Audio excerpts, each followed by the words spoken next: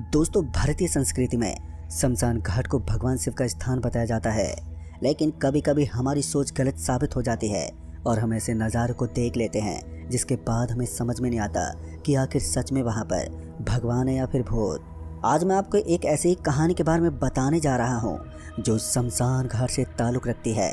दोस्तों, लखनऊ अपनी शान शौकत, तमीज़ और तहजीब के लिए मशहूर है, लेकिन लखनऊ की कुछ जगह बहुत ही डरावनी हैं जहाँ पर किसी की जाने की हिम्मत नहीं होती है।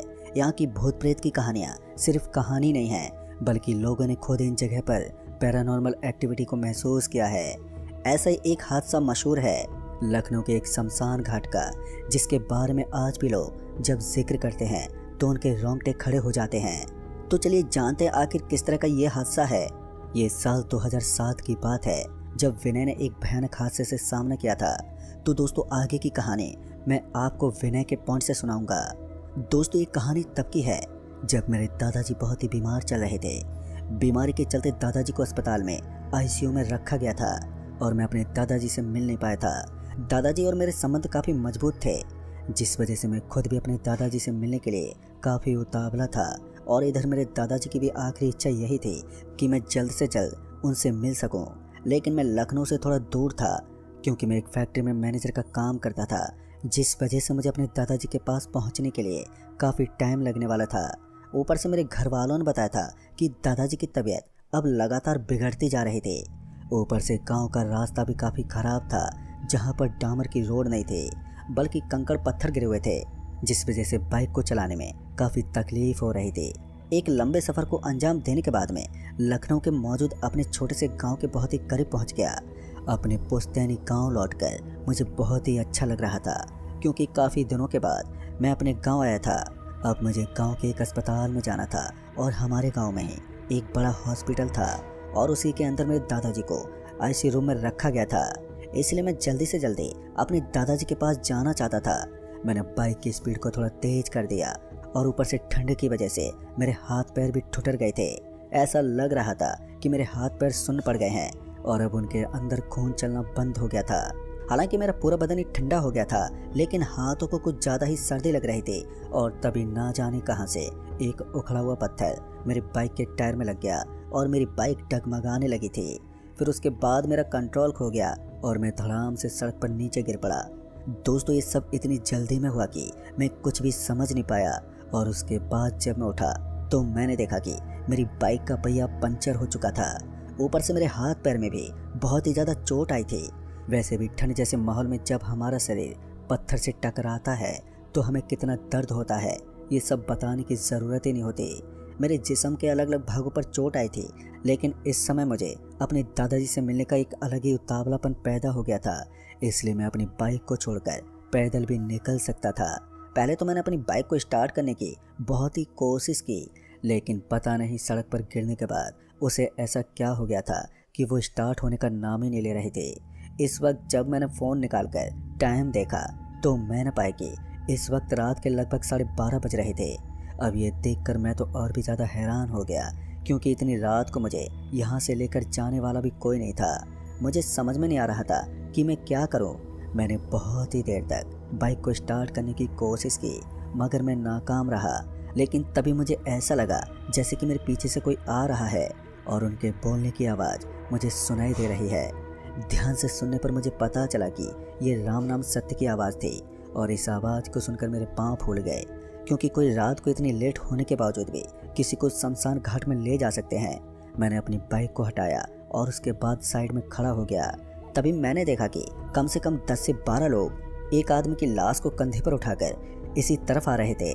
सच कहूँ तो मुझे अपने गांव के अलग अलग शमशान घाटों के बारे में मालूम ही नहीं था। मुझे इतना तो पता था कि हमारे गांव में 2 शमशान घाट हैं, लेकिन वो किस तरफ हैं ये मुझे नहीं मालूम था। और वो दोनों शमशान घाट अलग अलग कास्ट के लोगों के थे। अक्सर मैं अपने गांव से ज़्यादा बाहर ही रहता था, तो इस चीज़ की जानकारी मुझे कुछ खास नहीं थी। और फिर जैसे वो लोग मेरे पास आए तो मैंने उनमें से एक आदमी से बात करने की कोशिश की, लेकिन उसने मुझे अपनी तरफ आने का इशारा किया और फिर मैं भी उन लोगों के पीछे पीछे शमशान घाट की तरफ चल पड़ा। पता नहीं क्यों, लेकिन अब मेरे पाँव थमने का नाम ही नहीं ले रहे थे। उसके बाद मैंने सोचा कि मैं कुछ दूर उनके साथ पैदल चलता हूँ।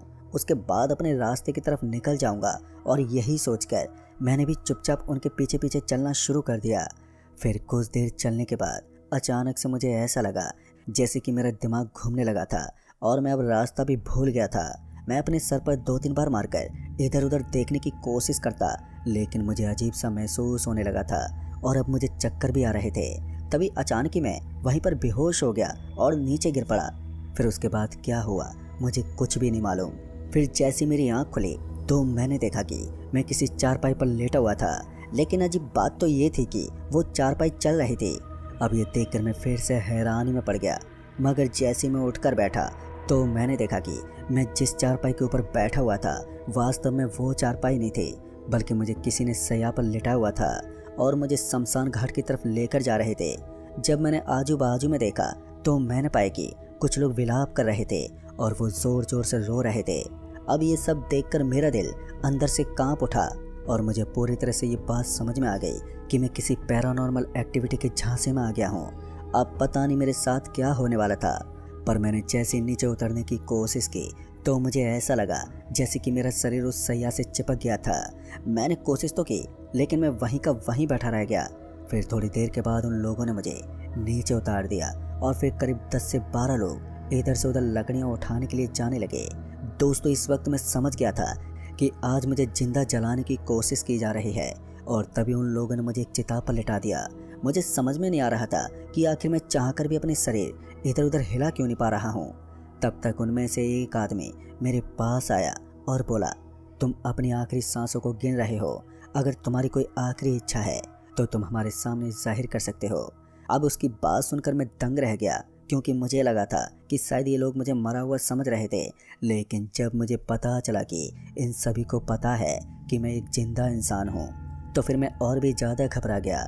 मैंने उस आदमी को जब करीब से देखा तो मैंने पाया कि उसकी आंखें लाल थी और उसके दांत भी लंबे लंबे थे।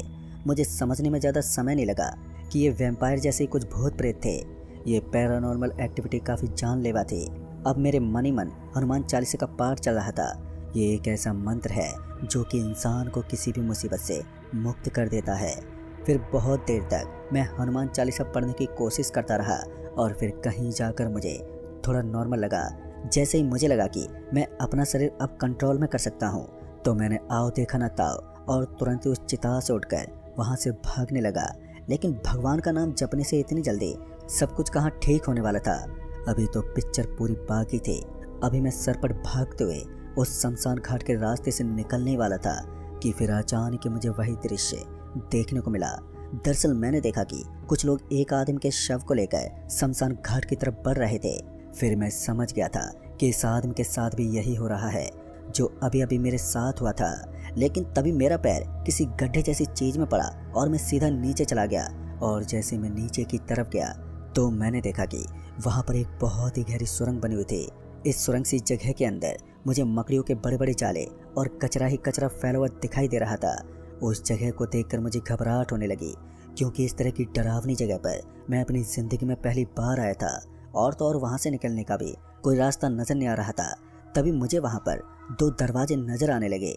एक के ऊपर क्रॉस का निशान बना हुआ था तो दूसरे दरवाजे के ऊपर शमशान घाट लिखा हुआ था। शायद इन दोनों दरवाजों को खोलने पर मुझे कोई खतरा ही मिलने वाला था। और जब मैंने ऊपर की ओर देखा तो वहाँ पर एक गड्ढा तो बना हुआ था, लेकिन अब ऊपर चढ़ पाना मेरे लिए नामुमकिन था, क्योंकि उसकी ऊंचाई करीबन 20 फुट से भी ज़्यादा थी। इससे पहले कि मैं वहाँ से निकल पाता कि तभी मुझे किसी के खांसने की आवाज़ सुनाई दी। और इस आवाज़ को सुनते ही जब मैंने मुड़कर देखा तो मैंने पाया कि एक 80 साल का बुढ़ा सा आदमी अपने हाथ में लकड़ी लिए मेरी तरफ आ रहा था। अब उस आदमी को देखकर मैं फिर से डर गया और अपने पैरों को पीछे की तरफ घसीटने लगा। तभी उस आदमी ने कहा, बेटा डरो मत, मैं तुम्हें कोई नुकसान नहीं देने वाला। अब उसकी बात सुनकर मेरे अंदर जो घबराहट बनी हुई थी वो हल्की सी कम हो गई थी। तभी उस आदमी ने कहा, यहाँ पर ना जाने कितने लोग फंस जाते हैं, लेकिन तुम्हारी किस्मत अच्छी है जो तुम इस गड्ढे में फंसकर सीधा नीचे आ गए। उस आदमी की हरकतों से मुझे ऐसा बिल्कुल नहीं लग रहा था कि वो मेरे लिए खतरनाक हो सकता है, लेकिन फिर भी मुझे काफ़ी संभल कर रहना था। फिर वो आदमी मेरे पास आया और उसने कहा, अभी रात के 2 बज रहे हैं और थोड़ी देर वेट करो, सुबह के 5 या 6 बजे के बाद यहाँ पर जो भी अजीब नज़ारे दिखते हैं वो बंद हो जाते हैं और फिर तुम यहाँ से आराम से निकल पाओगे। दोस्तों, उस आदमी की बात सुनकर मैंने गर्दन हिलाई। फिर उसने मुझे अपने पास बुलाया और आग के पास बिठा लिया। फिर उसने मुझे अपने बारे में कुछ ऐसा बताया जिसे सुनकर मेरी आंखें बड़ी बड़ी हो गईं। और जैसे जैसे वो मुझे बताता जा रहा था तो वैसे वैसे मेरे कान खड़े होते जा रहे थे। उसकी कहानी को सुनकर मेरा दिल कांप गया था। फिर जैसे सुबह के 3:30 बजे तो पता नहीं क्यों लेकिन मुझे नींद का झटका आने लगा और वही आग की गर्माहट के पास बैठे बैठे मेरी आंख लग गई।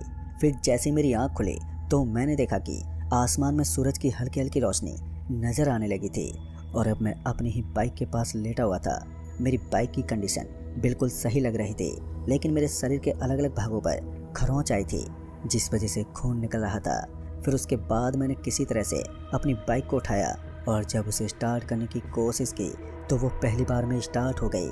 इसका मतलब साफ था कि रात को जो मेरे साथ हुआ था वो सारी चीज़ उन पैरानॉर्मल एक्टिविटी की वजह से हुआ था। फिर मैं किसी तरह से अपने घर पहुंच गया, लेकिन तब तक मेरे दादाजी की मौत हो चुकी थी। पर इस बात ने मुझे कुछ इस तरह से सहमा दिया था कि मैं उस शौक से आसानी से उभर नहीं पाया और लगातार 12 दिन तक इसी तरह दुख में रहा। फिर 12 दिन के बाद मैंने इस कहानी का जिक्र अपने घर वालों से किया तो उन्होंने बताया कि उस रास्ते पर इस तरह की घटनाएं होना एक आम बात हो गई है। आप तो किस्मत वाले हो जो वहां से बचकर निकल गए। तो दोस्तों, इस कहानी में बस इतना ही। कहानी आपको पसंद आई हो तो वीडियो को लाइक शेयर कमेंट जरूर कर दें। तो मैं जल्दी मिलूंगा ऐसे एक और नई कहानी के साथ। तब तक के लिए बाय एंड टेक केयर।